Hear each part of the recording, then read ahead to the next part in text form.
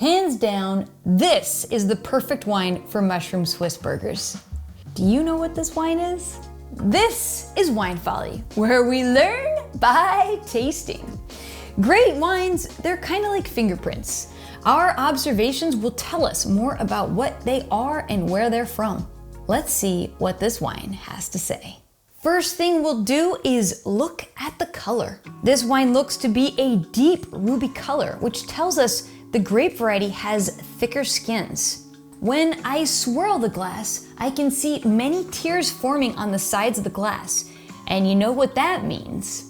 Elevated alcohol. Higher levels of alcohol suggest this wine comes from a sunny place, producing higher sugar content in the grapes and thus more alcohol. Let's give it a sniff. It's all about ripe, dark fruit flavors, ripe black cherry and dried blackberry. There's also a subtle minty note, as well as a whiff of pencil lead. These are all characteristics of the grape variety. I also get these creamy chocolatey notes, almost like chocolate cake. This is oak barrel influence. Oak barrels add texture, complexity, and they help smooth out tannins. Let's give it a taste. Yep, this is a full-bodied wine with moderately high alcohol and tannins. I definitely taste some sourness from that elevated acidity, and the acidity here is a characteristic of the grape variety. For this wine, definitely decant it, and I would use an oversized Bordeaux style glass with a larger diameter rim if you happen to have one. For pairing, I'm definitely craving mushroom Swiss burgers. The rich, nutty fat in the Swiss cheese and meat will complement the wine's acidity and together create a round, creamy profile. It'll be delicious, I'm telling you. Pop quiz time. What grape do you think this is? Is it Syrah, Cabernet Sauvignon, Malbec, or Tempranillo? It's time to ask our resident master of wine, Christine Marsilio, for more details. Let's recap.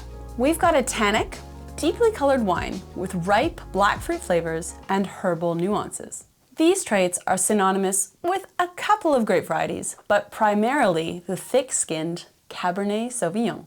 But can we taste where the Cabernet Sauvignon is actually coming from? You bet we can. The ripe fruit flavors and higher alcohol match up with this destination's high level of sunshine. The wine has plenty of acidity and intense aromatics, which means there's either a large diurnal range or the grapes were grown at altitude. The tannins are ripe and smooth, yet their level is relatively high. This also indicates to us high levels of UV. So, we can taste that this wine is made from Cabernet Sauvignon, and it's clearly from a country with a warm, sunny climate, but also has a coastal and/or mountain influence. Now that we have some clues about the place, where do you think this wine is from? Bordeaux, France? Rapel Valley in Chile? Mendoza, Argentina? Or Napa Valley in California? Let's head back to Madeline to learn even more.